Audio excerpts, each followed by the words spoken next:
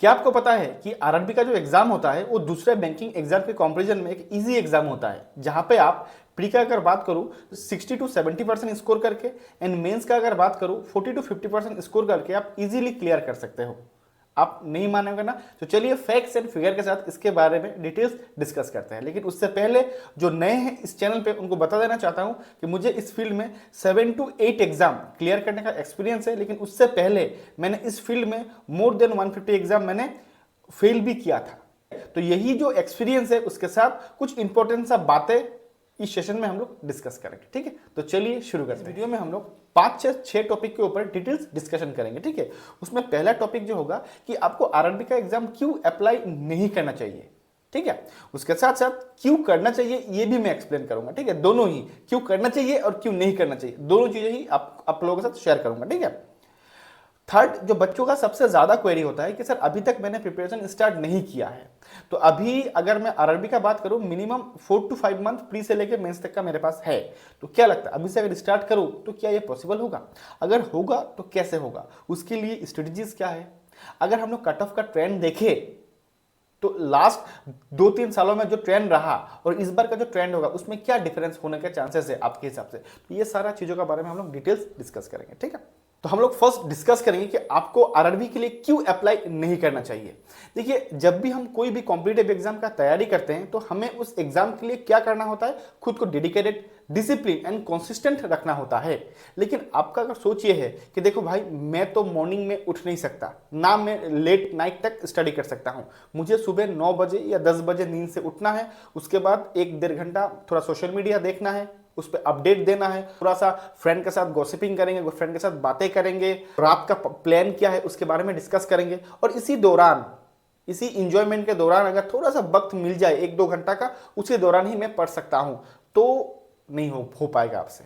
ठीक है, और दूसरा रीजन ये है, अगर आप पापा के परी हो या माँ का बहुत लाडले हो तो आप ऐसा एक जॉब ढूंढ रहे हो जहां पे सुकून भरा जिंदगी हो, आपको अच्छा सैलरी भी चाहिए, आपको अच्छा पोस्ट भी चाहिए, आपको घर का सामने भी रहना है, फैमिली के साथ भी रहना है, फ्रेंड के साथ भी रहना है और काम भी थोड़ा मोड़ा कर लेना है।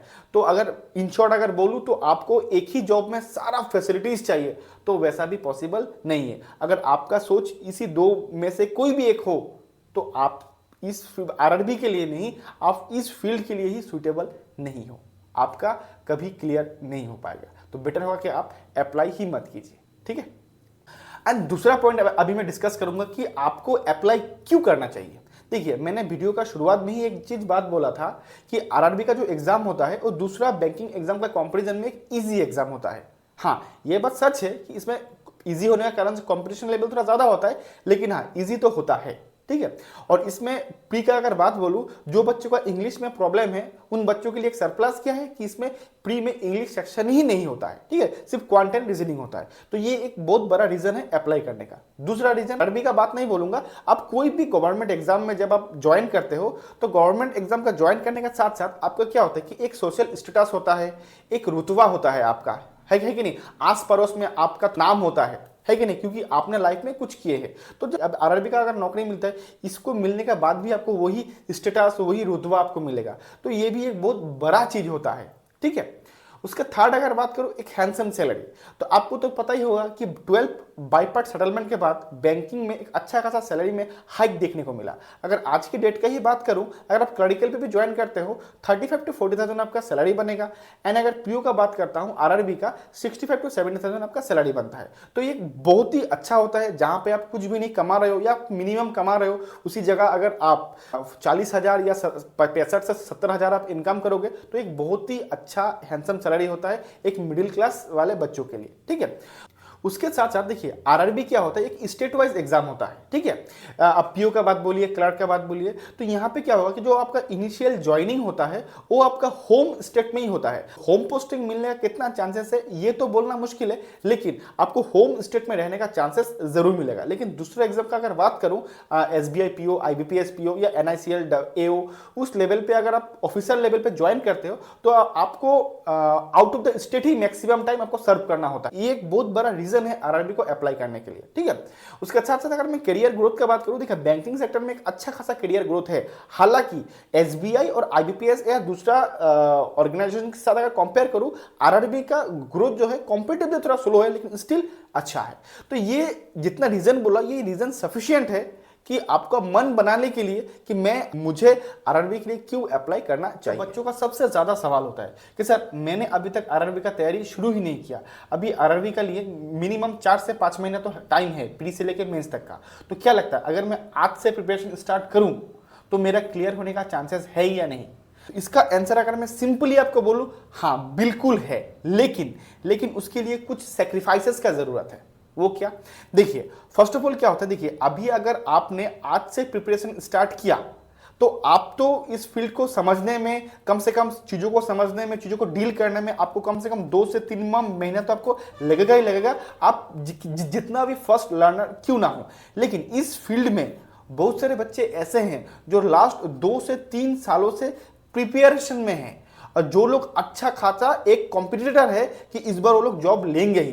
तो आपको क्या करना है, देखिए आपको इन लोगों के साथ ही कॉम्पीट करना पड़ेगा। तो उन लोगों के साथ जब आप कॉम्पीट करने जाओगे तो आपको क्या करना पड़ेगा, कुछ सेक्रीफाइसेस करना पड़ेगा। वो सेक्रीफाइसेस क्या? देखिए ये जो आप जो बोल रहे हो कि 4 to 5 मंथ में आपको डेडिकेटेडली डेडिकेटेडली आपको 8 से 9 घंटा आपको ओनली प्रिपरेशन में देना ही है। लेकिन इसको देने से पहले या इसको टारगेट करने से पहले आपको माइंड में ये टारगेट करना पड़ेगा कि मुझे ये जो मिनिमम 6 मंथ के लिए मुझे आइसोलेटेड होना पड़ेगा सबसे। 100% नहीं बोलूंगा, लेकिन 80 to 90% केसेस में आपको आइसोलेट होना पड़ेगा। मींस जहां पे आपका जाना एकदम रिक्वायरमेंट है, जहां में आपका प्रेजेंस बहुत ज्यादा रिक्वायरमेंट है, वहीं पे आप प्रेजेंट होना है। उसको छोड़ के रिमेनिंग जितना जगह है उतना जगह जाना हो, सोशल फंक्शन हो, कुछ भी चीज़ प्रोग्राम हो, आपको अवॉइड करना पड़ेगा।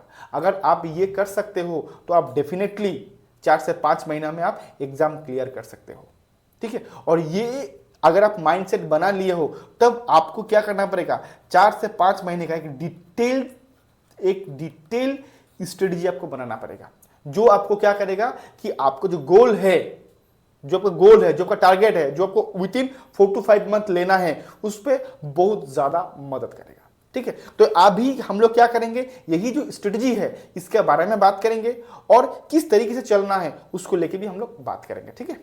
जैसा आपको पता ही होगा कि इस बार का आरआरबी पीओ का अगर मैं प्री का डेट का बात बोलूं तो वो है 27 जुलाई एंड 2 and 3 अगस्त, ठीक है। अगर मैं ऑफिस एसोसिएशन का बात करूं वो है 30 अगस्त, उसके साथ साथ 6 and 7 सितंबर, ठीक है। अभी देखिए ये जो एग्जाम है, तो यहां पे अगर हम देखें तो मोटा मोटी आपके पास 4 to 5 मंथ का टाइम तो है, ठीक है। और ये 4 to 5 मंथ को आपको डिटेल्स बेस्ड वे से यूटिलाइज करने के लिए आपको एक प्रॉपर स्ट्रेटजी होना पड़ेगा। तो हम अभी इसी के बारे में बात करेंगे, ठीक है। लेकिन स्ट्रेटजीज के पहले बात करने से पहले, अगर आप बिगिनर हो या रिपीटर हो, जो भी हो, देखिए मुझे ये तो पता है कि आप लोगों ने सिलेबस को एक डिटेल्स एनालिसिस कर लिए होंगे, ठीक है। अगर नहीं किए होंगे तो इस सिलेबस को एक बार जरूर देख लीजिए। उसके बाद अगर मैं एग्जाम पैटर्न का बात करूं, देखिए एग्जाम पैटर्न अगर मैं 2024 से पहले का बात करूं, एग्जाम पैटर्न थोड़ा सा डिफरेंट था। 2024 के बाद से एग्जाम पैटर्न में थोड़ा चेंजेस देखने को मिला, उतना ज्यादा चेंजेस नहीं, सिर्फ आपको क्या देखने को मिला कि पहले आरआरबी पीओ बोलिए, आरआरबी क्लर्क बोलिए, प्री बोलिए या मेंस बोलिए, वहां पे कंपोजिट टाइम दिया जाता था। अभी कंपोजिट टाइम नहीं दिया जाता है, सेक्शन वाइज टाइमिंग आपको दिया जाता है, ठीक है। वो उतना बड़ा चेंजेस में नहीं बोलूंगा। अभी हम लोग स्ट्रेटजीज के बारे में बात करते हैं कि क्या स्ट्रेटजी आपको होना चाहिए और किस तरीके से आपको चीजों को स्टार्ट करना चाहिए। देखिए फर्स्ट अगर मैं बात करूं, अगर आप एक बिगिनर हो, ठीक है, अगर आप एक बिगिनर हो, मान लीजिए कि आपने प्रिपरेशन आज से ही स्टार्ट किया, मैं ये मान लेता हूं, ठीक है, मैं रिपीटर का बात नहीं कर रहा हूं। तो अभी आपके पास क्या क्या है, मार्च है, जितना भी दिन है, मार्च, अप्रैल, मई, ठीक है, और जून, क्योंकि जुलाई का 27 में आपका तो एग्जाम ही है। ये अगर 3 महीने का बात करूं, ये जो 3 महीना है ये है आपका प्रिपरेशन मंथ। इसमें आपको प्रिपरेशन करना है, पूरा खुद को बेस्ट वे से प्रिपेयर करना है, ठीक है। और ये जो जुलाई मंथ होगा, ये जुलाई में आपको प्रैक्टिस करना है, क्योंकि उसमें आपको और टाइम देना नहीं है। प्रिपरेशन में उससे ज्यादा आपका टाइम दोगे तो आप कहीं ना कहीं थोड़ा पीछे रह जाओगे, ठीक है। तो इसमें आपको क्या करना है, बेस्ट वे से खुद को प्रैक्टिस करना है। अभी देखिए जब भी आप एक बिगिनर हो और आप जब प्रिपरेशन स्टार्ट करते हो तो उसमें आपका क्या होगा, आप रिपीटर हो या बिगिनर हो, दोनों ही बच्चों का केस में क्या होगा कि आप जब सिलेबस को देखोगे या आप जब सब्जेक्ट्स को देखोगे तो एक चीज आपको ध्यान में आएगा कि उसमें कुछ चीजें हैं जो आपको बहुत ज्यादा पसंद है, जो आपका स्ट्रेंथ बन जाएगा, और कुछ ऐसा चीजें भी मिलेंगे जो आपको उतना ज्यादा पसंद नहीं है। अगर एज ए एग्जांपल दूं, करेंट अफेयर, ये मैक्सिमम 100 में से 99.99% बच्चों को करंट अफेयर पसंद नहीं है। हार्डली आपको ऐसे बच्चे मिलेंगे जिन्हें करंट अफेयर पसंद है, ठीक है। तो देखिए, तो आपको क्या करना है, जो आपका स्ट्रेंथ है, जो आपका स्ट्रेंथ है उस पर तो वो काम करना ही है, लेकिन आपका जो थोड़ा सा वीक पार्ट है उसको भी थोड़ा ज्यादा फोकस देना होता है, ताकि आप दोनों को बैलेंस करके लेके चलो। क्योंकि अभी देखिए, प्री हो या मेंस हो, हर टॉपिक का इंपॉर्टेंस वहां पे होता है, वहां पे ईच एंड एवरी टॉपिक का इंपॉर्टेंस होता है। अभी यहां पे एक सवाल होता है बच्चों का कि सर अभी जो मैं प्रिपरेशन स्टार्ट करूंगा, प्री के लिए करूं या मेंस के लिए करूं, ठीक है। देखिए, इस क्वेश्चन का जवाब मैं दो तरीके से दूंगा। अगर आप एक बिगिनर हो तो देखिए, अभी तो आप प्री और मेंस के बारे में आपको सोचना ही नहीं है। आपको पहले एक अपना खुद का फाउंडेशन के बारे में सोचना है कि हाँ चलो, मुझे अपना फाउंडेशन को स्ट्रॉन्ग करना है, ठीक है।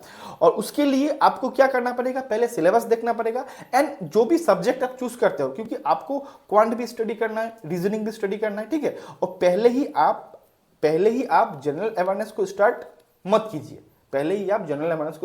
कीजिए, बिकॉज एक ही साथ अगर इतना सारा चीजें आप लोगे ना तो बहुत ज्यादा बर्डन हो जाएगा, जो पढ़ाई में आपको इंटरेस्ट नहीं आएगा। तो पहले आप क्वांट एंड रीजनिंग को लेके ही चलिए। और आपको स्टार्ट कहां से करना है, जो मिसलेनियस टॉपिक्स है ना, मान लीजिए क्वांट का अगर आप स्टार्ट करते हो तो पहले आप सिंप्लीफिकेशन से स्टार्ट कीजिए, ठीक है। उसमें क्या होगा, परसेंटेज का टॉपिक से स्टार्ट कीजिए। उसमें बदमाश रूल मिलेंगे जो स्कूल में हम लोग पढ़े हैं, सर्ड एंड इंडाइसेस मिलेंगे, उसके साथ साथ square and square root, cube and cube root, ये छोटे छोटे टॉपिक से स्टार्ट कीजिए। इनमें क्या होगा कि ज्यादा टाइम भी नहीं लगेगा, आपको सीखने को भी बहुत चीज मिलेगा और मजा भी आएगा, ठीक है। परसेंटेज, उसके बाद परसेंटेज वाला क्वेश्चन सॉल्व कीजिए, सिंप्लीफिकेशन सॉल्व कीजिए, उसके बाद आप स्लोली टॉपिक वाइज आप आगे बढ़ते रहिए, ठीक है। तो ये तो हो गया बिगिनर के लिए। अगर आप स्टार्ट कैसे करोगे, अगर आप एक रिपीटर हो, देखिए अगर आप रिपीटर हो तो मैं ये मान लेता हूं कि आपको अच्छा खासा आपने शॉर्ट एनालिसिस खुद का कर लिया। Short means strength, weakness, opportunity and threat, आपका क्या क्या है, कौन सा टॉपिक आपको पसंद है, कौन सा टॉपिक आपको पसंद नहीं है, ये सारा चीजें आप जान गए हो। तो अभी आपको क्या करना है कि जो टॉपिक आपका स्ट्रॉन्ग पार्ट है उसका एक लिस्ट बनाना है, और जो टॉपिक आपका थोड़ा वीक है उसका भी एक लिस्ट बनाना है। तो अभी ये जो आपका स्ट्रॉन्ग पार्ट है इसमें थोड़ा सा कमती फोकस करना है, और वीक पार्ट पर थोड़ा ज्यादा फोकस करना है, ठीक है। और आपको मेंस को टारगेट लेके ही चलना है, क्योंकि अभी अगर आप जून मंथ से अगर आप प्री का मॉक देना स्टार्ट करोगे तो वो सफिशिएंट होगा, 2 महीना आपके पास होगा, 2 महीना सफिशिएंट होगा आपका प्री का मॉक के लिए, ठीक है। लेकिन मैं अभी ये जो आपका मार्च अप्रैल मई होगा, इन मंथों में मैं आपको सजेस्ट करूंगा कि आप मेंस का तैयारी स्टार्ट कीजिए, क्योंकि मैं ये मान लिया हूं कि आपको अच्छा खासा सिलेबस का नॉलेज, अच्छा खासा कंपटीशन का नॉलेज अंदर आपको जाना है, सारा चीजों का आपने एनालिसिस कर लिया है, ठीक है। अभी यहाँ पे एक क्वेश्चन है कि सर देखिए, आपने तो बता दिया कि ठीक है क्या करूँ क्या नहीं करूँ, इसका एक शेड्यूल बना दीजिए ना। तो इसके लिए आप चिंता मत कीजिएगा। आरआरबी पीओ हो या आरआरबी क्लर्क हो, दोनों के लिए ही मैं क्या करूँगा, एक day wise details study plan आप लोगों के लिए लाऊंगा। उसके साथ साथ आप लोगों के लिए मैं एक 75 डेज चैलेंज लाऊंगा, 75 डेज चैलेंज लाऊंगा, जहां पे मैं डेली एक वीडियो आप लोगों के लिए अपलोड करूंगा।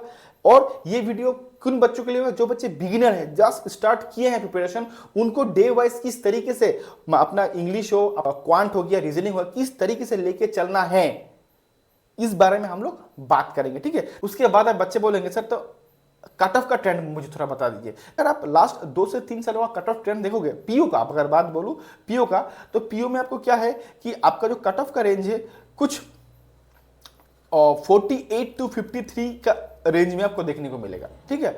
अगर मेंस का बात बोलूं 75 to 80 का रेंज में आपको देखने को मिलेगा। ये ऑन एन एवरेज अगर बात करूं तो ये रेंज में देखने को मिला है, ये आउट ऑफ 80, ये आउट ऑफ 200, ठीक है। तो इसीलिए मैंने बोला है कि आपको क्या करना है, आपको अगर आप 100% का ना सोच के, अगर आप प्री के लिए 60 to 70% भी सोचते हो, या मेंस के लिए आप 40 to 50% भी सोचते हो, बहुत सफिशिएंट होगा आपको मतलब क्लियर करने के लिए, ठीक है। अगर मैं क्लरिकल का बात करता हूँ, क्लरिकल क्या होता है ना, बहुत ही इजी पेपर आता है, जहां पे एक न्यू बच्चा भी 60+ अटेम्प्ट करके आता है, तो उसमें कट ऑफ तो हाई 100% जाता है, 70 to 75 का रेंज में कट ऑफ ही होता है, ठीक है। अगर मेंस का बात करूं, आपको 120 के आसपास कट ऑफ ही रहता है, और एवरेज का अगर बात करूं 110 से 120 के अंदर आपको कट ऑफ रहता है, तो ये भी है। लेकिन इसमें स्टूडेंट लोग भर भर के अटेम्प्ट भी करते हैं, उतना ज़्यादा टफ नहीं होता है, ठीक है। तो ये भी एक रीजन है कि इसके कट ऑफ जो क्लरिकल का कट ऑफ इतना हाई जाता है, ठीक है। तो अल्टीमेटली यही चीजें था, जो जो टॉपिक में आपको बोला था, जो जो हाईलाइटेड पॉइंट था, वो सारा चीज़ों को मैंने 1 by 1 आपको एक्सप्लेन किया हूँ। आशा करता हूँ ये आपको अच्छा लगा है तो अपना फ्रेंड के साथ जरूर शेयर कीजिएगा, ठीक है। तो अभी के लिए बस इतना ही। Till then, good bye and thank you.